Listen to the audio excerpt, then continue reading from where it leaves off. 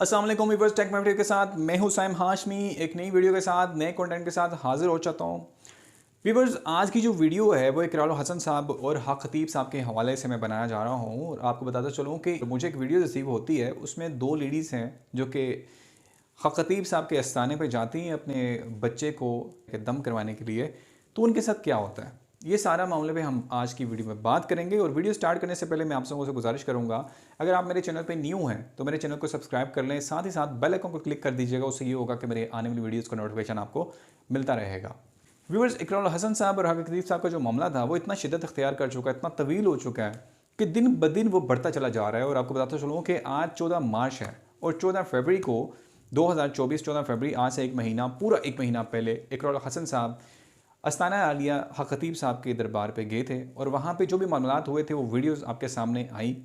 और उसके बाद ये सिलसिला चलता गया और आज तक ये वीडियो थम ना सकी। और हर रोज़ आए रोज़ एक नई वीडियो किसी नए मुद्दे पे बात हो रही होती है, किसी नई चीज़ के ऊपर बात हो रही होती है। और आप भी देख रहे हैं, हम भी देख रहे हैं, लेकिन क्या है कि ये मामला सुलझ नहीं सका, अभी तक इसका कोई सलूशन नहीं निकला प्रॉपर। तो मेरी आप लोगों से भी ये गुजारिश है कि इस वीडियो को पूरा देखिएगा। इस कंटेंट में क्या है, ये जो वीडियो मैं आपको दिखाने जा रहा हूँ ये हक खतीब हुसैन सरकार की वीडियो है। और इसमें वो जो औरत मैं आपको दिखाने जा रहा हूँ यहाँ पे, वो अपने बेटे को लेके जाती है हक खतीब साहब के आस्थाने पे। और फिर उसके बाद क्या होता है, आए चलते हैं बिना टाइम ज़ाया किए आपको मैं वीडियो दिखाता हूँ। तो गुजारिश है कि इस वीडियो के बाद एक वीडियो, सॉरी, दो अदद वीडियो में और आपको दिखाना चाहूँगा, वो जो हक खतीब साहब के हवाले से हैं और इकरार हसन साहब के हवाले से हैं। तो वीडियो को पूरा देखिएगा, कंटेंट को पूरा समझिएगा, उसके बाद अपनी राय भी आप ज़रूर दीजिएगा। तो आइए चलते हैं, वीडियो को देखते हैं। अस्सलाम वालेकुम। वालेकुम अस्सलाम। क्या हाल है? आप ठीक हैं? जी, अल्लाह का शुक्र है, मैं बिल्कुल ठीक। अच्छा मुझे आप ये बताएँ मोहतरमा सबसे पहले तो शुक्रिया आपका कि आपने हमें टाइम दिया। तो आप ये बता दें मुझे कि अब कैसी तबीयत है आपके बेटे की और हुआ क्या था, मसला क्या था? जी, अल्लाह का लाख-लाख शुक्र है, अब तो मेरा बेटा बिल्कुल ठीक है। और एक्चुअली मेरा बेटा जो है वो थोड़ा-सा अबनॉर्मल था, उसकी थोड़ी तबीयत ख़राब थी, तो मुझे किसी ने बताया खतीब साहब के बारे में। तो मैं उनके पास चली गई और उनके आस्थाने पे। तो मतलब मैं गई वहाँ पे, तो मैंने अपने बेटे को दम वग़ैरह करवाया वहाँ पे। तो अल्लाह का शुक्र है कि अब वो बहुत बेहतर है। अच्छा मुझे आप ये बताएँ जैसे अभी आपने आप तो देख रही होती है ना अक्सर आपने सुना भी होगा, देखा ना हो सुना तो आपने होगा कि इकरार हसन साहब और हक हबीब साहब के आपस में क्लैशेज़ चल रहे हैं। इसके बारे में हमें बिल्कुल भी इस किस्म की कोई आगाही नहीं है कि इकरार हसन साहब का आपस का क्या मसला है। तो इस हवाले से आप क्या कहती हैं कि लोग कहते हैं कि वो पैसे लेते हैं, ठीक है? दम करने के पैसे लेते हैं मतलब कोई भी उनका विर्द होगा तो वो पैसे लेते हैं।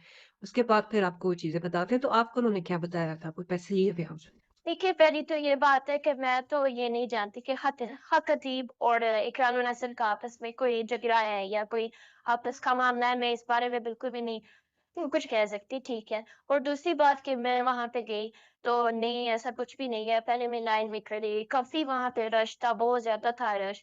तो मैं वहाँ पे खड़ी हुई, फिर मेरी जब बारी आई, तो मैं फिर अपने बेटे को लेके गई और उन्होंने मुझसे कोई भी चार्जेज़ नहीं लिए, बिल्कुल भी नहीं लिए चार्जेज़। और मैंने अपने बेटे को दम वगैरह वहाँ से करवाया। तो उन्होंने मतलब कि दम वगैरह किया और अब अल्लाह का शुक्र है मेरा बेटा बहुत बेहतर है और मुझे बिल्कुल भी चार्जेज़ वगैरह नहीं लिए। लोग कहते हैं कि वहाँ पे उनके बारे में कोई क्या कह रहा है, कोई क्या कह रहा है, लेकिन मैं जब गई तो मैं आपको ये कह रही हूँ कि मतलब मुझसे कोई उन्होंने ₹1 भी नहीं लिया। चलिए ठीक है। अच्छा आपके बच्चे के साथ मसला क्या था? मतलब बीमार था? किस तरह की बीमारी थी उसके साथ? वो थोड़ा-सा ना बचपन से ही वो चल फिर नहीं सकता था सही तरीके से। तो फिर मैं जब उसको मतलब वहाँ मुझे किसी ने बताया, मैं बड़े मतलब डॉक्टर्स के पास उसको लेके गई, लेकिन मतलब मुझे उस तरह से कोई कोई रिस्पॉन्स नहीं हुआ बेटे की तरफ से। तो जब फिर मैं उस खतीब साहब के आस्थाने पे गई, मुझे किसी ने बताया वहाँ का, मैं वहाँ पे गई, तो वहाँ पे मैंने दम वगैरह करवाया, तो 2-3 बार मैं गई, तो तीसरी बार तकरीबन मैं गई तो मेरा बेटा मतलब बहुत ज़्यादा बेहतर था। तो उसमें मुझे ये बताएँ कि टोटल कितने दम होते हैं? टोटल उसमें कितने दम होते हैं? तो आप बता दें ज़रा इस बारे से। तो जो है वो दम 7 होते हैं, हमें वहाँ पे 7 दम करवाने होते हैं। अच्छा मतलब ये सबके लिए 7 होते हैं, ये सिर्फ़ आपको उन्होंने 7 बताया था? मुझे नहीं पता किसके लिए क्या होते हैं, लेकिन मुझे उन्होंने 7 दाम बताए थे, मैं 7 मतलब बार गई। अच्छा तो ये आप मुझे थोड़ा-सा ऑडियंस के सामने क्योंकि मुझे किसी ने बताया था आपके बारे में कि आपका जो बेटा है, वो ठीक हो गया है। तो मुझे आप थोड़ी-सी आप गाइड कर दें क्योंकि आप इस वक़्त ना सब सुन रहे हैं आपको, ठीक है?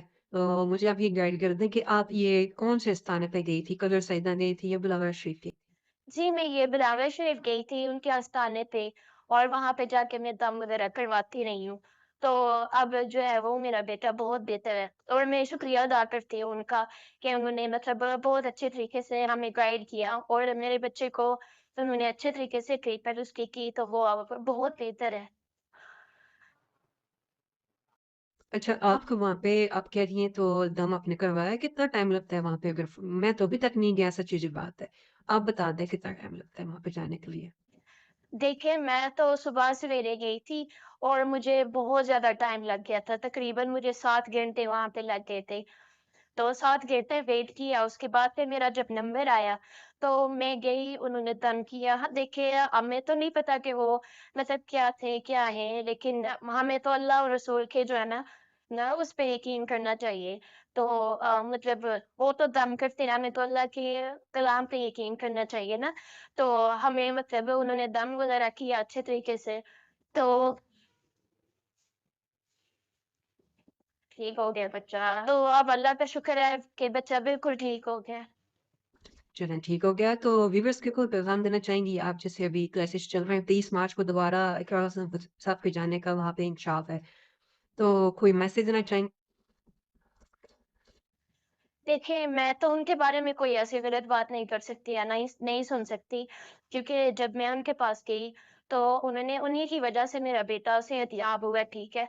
तो न इस वजह से फिर मैं तो उनकी कुछ ऐसी बात नहीं कह सकती, तो क्योंकि उन्होंने तो अल्लाह और रसूल का कलाम पाक अल्लाह और रसूल के जो है कलाम वो पढ़ी है, तो उसकी वजह से जो है मेरा बेटा बिल्कुल ठीक हो गया। तो 23 मार्च को आगे क्या होता है, मैं अब उसके बारे में कुछ नहीं कह सकती। बस इतना कहूँगी कि आप लोग किसी के लिए गलत राय मत इख्तियार करो। तो ये है कि आप लोग जो है ना कलाम सिर्फ़ अल्लाह और उसके रसूल के जो है ना कलाम पे आप लोग यकीन रखो, ना कि दूसरे लोगों की बातों पे आप लोग जो है ना यकीन रखो। तो वीवर्स, जैसा कि आपने इस पूरी वीडियो को देखा कि इसके अंदर दो औरतें जो हैं वो आपस में बात कर रही हैं, डिस्कशन कर रही हैं। एक जो लेडीज़ थी वो अपने बच्चे को लेके जाती हैं खतीब साहब के आस्थाने पे बिलावल शरीफ, और वहाँ पे उनका ये कहना है कि मैं जब वहाँ पे गई तो 1 रुपया भी मुझसे नहीं लिया गया। इकराल हसन साहब एक सीनियर सहाफ़ी हैं और मैं समझता हूँ कि इकराल हसन साहब ने बहुत सी ऐसी वीडियोस बनाई जो कि वाकई उनकी वीडियोस कामयाब हुई और बहुत से इदारों पे बात उन्होंने की, बहुत से मुजरमों को उन्होंने पकड़ा और ये सारी चीज़ें चलती आ रही हैं। फ़िलहाल जो मामला था हक खतीब सरकार का, वो नहीं सुलझ पाया। अभी फिर उन्होंने डेडलाइन दे दी 23 मार्च की। उन्होंने कहा कि मैं 23 मार्च को फिर वहाँ पे जाऊँगा। मैं सिर्फ एक वीडियो की हद तक इन सब को जानता हूँ, मैं रियल लाइफ में नहीं मिला इन लोगों से। लेकिन क्या है कि बहुत जल्द मेरा अगला जो कंटेंट है, मेरी कोशिश यही है, मेरी बात चल रही है, हक खतीब साहब के आस्थाने पे मैं इंशाल्लाह जाऊँगा और वहाँ जो भी मेरी उनसे बात होगी वो रिकॉर्डेड होगी, जो भी इंटरव्यू होगा वो रिकॉर्डेड होगा, जो सवालात होंगे वो आपके सामने लेकर आऊँगा और उसके बाद फिर मैं उन सारे चीज़ों पे बात करूँगा। आपकी भी ओपिनियन लेना ज़रूरी होता है क्योंकि आप व्यूवर्स हैं, आपकी वजह से हमारा सर्कल चलता है और ये सारी चीज़ें सिर्फ व्यूज़ लेने के चक्कर में नहीं होती, ये सब चीज़ें आप लोगों को दिखानी होती हैं। इससे पहले जो मेरा कंटेंट था, यकीन करें कोई भी मेरा कंटेंट उठा के देख लें, ना तो मैं अगेंस्ट हूँ इकरार हसन साहब के, ना मैं अगेंस्ट हूँ हक खतीब सरकार के हवाले से, क्योंकि मैं एक ऐसा बंदा हूँ, मैं समझता हूँ कि मेरे आंखों के सामने जो कुछ है, जो रियलिटी मेरी आंखों के सामने है ना, उसको लोगों के साथ भी शेयर किया जाए। ये एक ऐसा प्लेटफॉर्म है यूट्यूब, जो चीज़ें पब्लिश हो रही होती हैं, सिर्फ आप और मैं या पूरे पाकिस्तान में नहीं देखा जा रहा, ये पूरी दुनिया में लोग हमें देख रहे होते हैं। तो हम कुछ ऐसा तो नहीं कर रहे कि किसी की दिल आज़ारी हो जाए, तो ये गलत है। किसी के ऊपर इल्ज़ाम तराशी करना, किसी को इल्ज़ाम लगाना, ये चीज़ गलत है। रही बात इकरार हसन साहब की और हक खतीब साहब का जो भी मामला था, मुझे भी इंतज़ार है, अवाम को भी इंतज़ार है, आप सब लोग देख रहे हैं कि 23 मार्च को क्या होने जा रहा है। ठीक है, तो हमें भी 23 मार्च का वेट है। मैं भी यही कहना चाहूँगा इकरार हसन साहब से कि जो डेली की वीडियोज़ आ रही हैं, इसको एक साइड पर रख के, आज एक महीना हो चुका है आप लोग वहाँ पे गए थे, दोबारा भी आप जाने की कोशिश कर रहे हैं, तो मेरी आप सब लोगों से ये गुजारिश है, आपकी टीम से, आप लोगों से सबसे ये गुजारिश है, एक चीज़ अगर आपके पास प्रूफ है किसी चीज़ का, किसी शख्स का प्रूफ है कि ये बंदा गलत है, तो आप उसको जल्द से जल्द क्लियर करें, वहाँ पे जाएं ताकि अवाम भी देखे ना। क्योंकि बहुत से ऐसे लोग हैं, मैं एक छोटा सा क्लू आपको देना चाहूँगा कि कोई व्लॉगर है, वो जब अपनी वीडियोस लगाते हैं ना, उसकी इंस्पायरेशन होती है लोगों के ऊपर, वो देखते हैं, उससे इंस्पायर होते हैं, उसको फिर बार बार देखते हैं, क्रेज़ होता है उनकी वीडियोस को देखने के लिए उनके अंदर ना, कि वो इंतज़ार कर रहे होते हैं कि कब उसका नया कंटेंट आएगा, मैं उसे देखूंगा।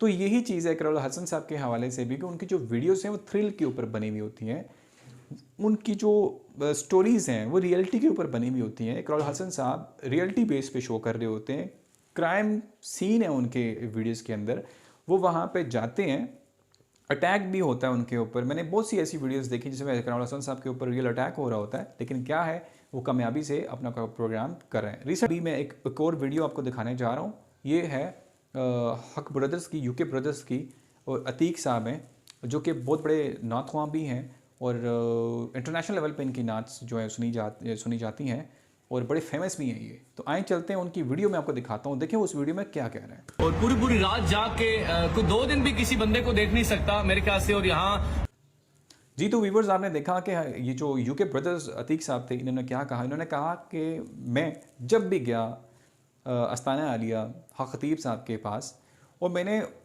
घंटों घंटों उस शख्स को देखा कि वो सिर्फ ख़त्म नबूवत की बात कर रहा होता है, वो अल्लाह और रसूल की बात कर रहा होता है, इसके अलावा उसने कोई बात नहीं की।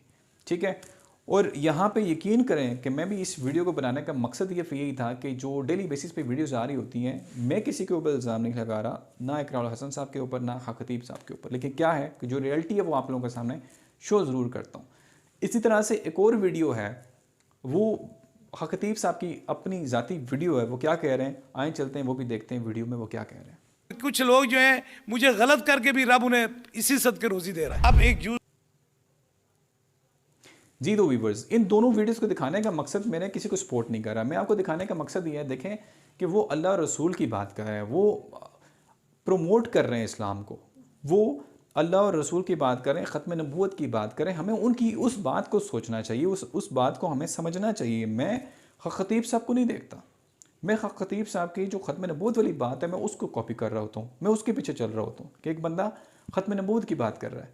रही बात 23 मार्च की, तो कोई दूर नहीं है, 23 मार्च आने ही वाली है, 10 दिन रह गए, वो भी देख लेंगे क्या होता है। लेकिन क्या है कि जब तक रियलिटी आपके सामने शो ना हो, आप किसी को गाली गलौज ये चीज़ें मत किया करें। हो सकता है आपसे आपकी इन गाली गलौज या बुरे अल्फाज से किसी की दिल आज़ारी हो रही हो, तो हम लोग देखें, हम लोग वीडियो क्रिएटर्स हैं, हम लोग कंटेंट्स बनाते हैं, ठीक है, और मेरे सामने जब कोई नेगेटिविटी आएगी ना, मैं उस पर ज़रूर वीडियो करूँगा, उस पर ज़रूर वीडियो बनाऊँगा। लेकिन क्या है, हमें इंतज़ार करना चाहिए, हमें वेट करना चाहिए। मुझे खुद भी जाना है बिलावल शरीफ, तो इन सब चीज़ों का इंतज़ार मुझे भी रहेगा, आप भी इंतज़ार करें। इंशाल्लाह बहुत जल्द एक नए अच्छे कंटेंट के साथ मैं हाज़िर होऊंगा। और आप लोगों से फिर एक बार गुजारिश है कि जिन लोगों ने मेरी वीडियोस पे फर्स्ट टाइम विज़िट किया, आप लोग मेरे चैनल को भी सब्सक्राइब कर लें, साथ ही साथ बेल आइकन को भी क्लिक कर लीजिएगा। उससे ये होगा कि मेरी आने वाली नई वीडियोस का नोटिफिकेशन आपको मिलता रहेगा। इंशाल्लाह बहुत जल्द मैं हक खतीब साहब के आस्थाने पे जाऊंगा और उनसे जो भी बात होगी आप लोगों से शेयर करूंगा। व्यूअर्स, वीडियो के अख्ताम में मैं एक चीज़ आपसे शेयर करना चाहूँगा। मैं पहले भी अपनी वीडियोस में ये बात कह चुका हूँ, आज फिर मैं आपसे ये बात कहना चाहूँगा कि देखें, दीन को मजाक नहीं होता, इस्लाम कोई मजाक नहीं होता। तरह से हमारे नबी करम सल्लल्लाहु अलैहि वसल्लम ने ज़िंदगी गुजारी और उन्होंने हमेशा हस्न सलूक का सबक दिया, उन्होंने हमेशा भाईचारे का सबक दिया। तो यहाँ में मैं एक बात आप लोगों से क्लियर करना चाहूँगा। देखें, अगर आपके पास दीन की इल्म नहीं है, इस्लाम की इतनी समझ नहीं है, तो आप इस टॉपिक को ना छेड़ा करें, किसी के मसलक को मत छेड़ें, ठीक है। अगर आपके पास नॉलेज नहीं है तो आप बिल्कुल बात ना करें। मैं अपनी भी बात कर रहा हूँ, अगर मुझे भी दीन की इतनी ज़्यादा समझ नहीं है तो मुझे इस पर बहस करने की ज़रूरत नहीं है। हमें उसको समझना चाहिए, हमें सीखना चाहिए, ठीक है। तो उम्मीद है आप लोगों को मेरी वीडियो अच्छी लगी होगी। इंशाल्लाह नेक्स्ट वीडियो में मिलते हैं, तब तक के लिए इजाज़त चाहता हूँ। अल्लाह हाफ़िज़।